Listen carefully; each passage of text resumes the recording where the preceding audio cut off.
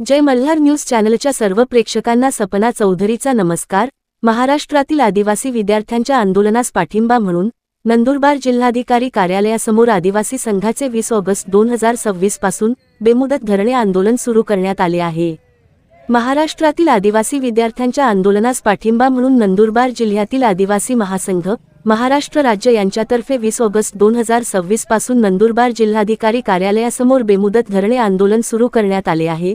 मुख्यमंत्री यांच्यासमवेत चर्चेस भेट मिळेपर्यंत व मागण्या मान्य होईपर्यंत हे आंदोलन सुरू राहील असे धरणे आंदोलनास बसलेल्या आदिवासी महासंघच्या नेत्यांतर्फे सांगण्यात आले आहे।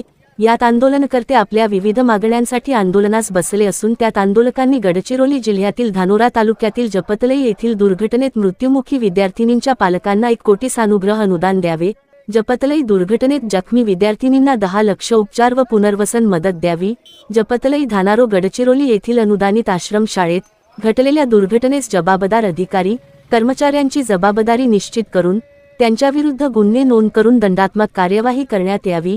याप्रसंगी निरीक्षण अधिकारी, प्रकल्प अधिकारी, अप्पा आयुक्त, प्रधान सचिव यांचेवरीलही जबाबदारी निश्चित करून कार्यवाही करावी। 14 ऑगस्ट 2026 रोजीच्या शासन निर्णयात सुधारणा करावी। बोगस आदिवासींनी बळकावलेली 12,250 पदे तात्काळ रिक्त घोषित करून ती अनुशेषासह आदिवासी भरती करावी।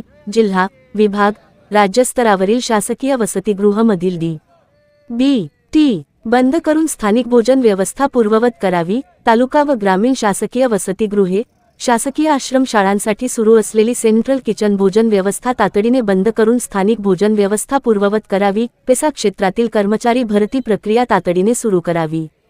पुणे, मुंबई आणि विभागीय स्तरावर वसतिगृहे क्षमता, मान्यता संख्या वाढवावी। अनुदानित आश्रमशाळा, छात्रालये यांना शासकीय संस्थांप्रमाणे सुविधा पुरवावी।